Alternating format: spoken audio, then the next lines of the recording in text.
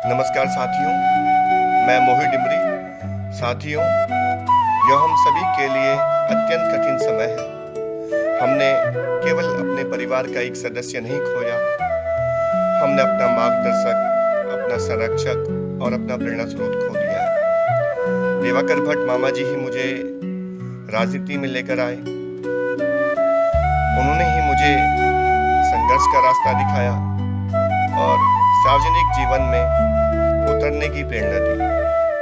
बहुत कम लोग जानते थे कि मैं रिश्ते में उनका भांजा हूं, क्योंकि मैंने कभी राजनीति में रिश्तों का सहारा नहीं लिया।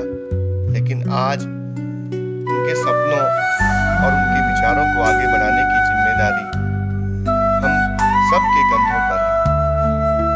दिवाकर भट्ट जी का जाना सिर्फ हमारे परिवार का नहीं, पूरे उत्तराखंड की अपूर्णीय क्षति है। वे केवल एक नेता नहीं थे, वे उत्तराखंड राज्य आंदोलन की आत्मा थे। उन्होंने इस राज्य की नींव अपने खून पसीने, संघर्ष और त्याग से सींची थी। जिस व्यक्ति ने अपना जीवन उत्तराखंड को समर्पित कर दिया, उनके निधन पर राज्य सरकार राजकीय शोक तक घोषित न कर सकी। सिर्फ हरिद्वार में सरकारी कार्यालय बंद रखने के आदेश दिए गए। यह आदेश भी अंतिम यात्रा के दौरान जारी हुआ। मेरे मन में एक सवाल बार बार उठ रहा है, क्या उनके इलाज के लिए और गंभीर कोशिशें नहीं हो सकती थी? जीवन मरण ईश्वर के हाथ में है, लेकिन कोशिश करना हमारे हाथ में होता है। यह देखकर पीड़ा होती है कि जहां मंत्री विधायक हल्की बीमारी में भी देश विदेश चले जाते हैं, वहीं राज्य निर्माण के योद्धा को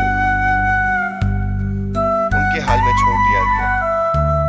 अस्पताल में मैं उनके साथ लंबे समय तक रहा।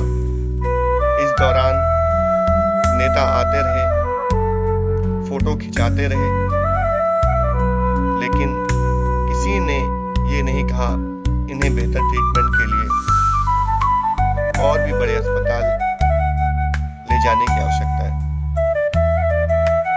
जिस व्यक्ति की वजह से मुख्यमंत्री बन रहे हैं, मंत्री विधायक बन रहे हैं, उन्हीं को इस हाल में छोड़ दिया गया। यह मैं जीवन भर नहीं भूल सकता। मामा जी का मेरे प्रति अत्यंत स्नेह था।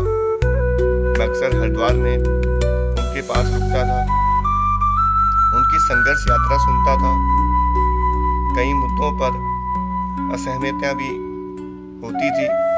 मैंने उनकी जीवन यात्रा पर एक डॉक्यूमेंट्री, एक किताब और बहुत कुछ योजना बनाई थी, लेकिन ये सब अधूरा रह गया।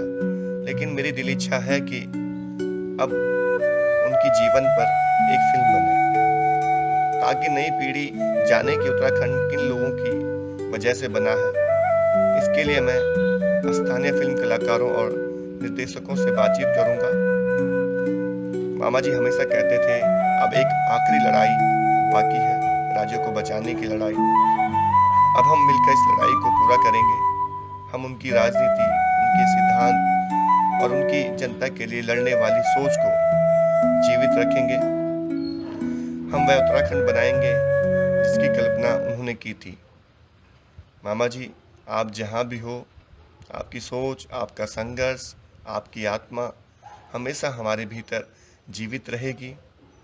आप इस पहाड़ की मिट्टी में समा गए हैं और इस मिट्टी की खुशबू में आपकी कहानी और आपका संघर्ष हमेशा सुनाई देता रहेगा।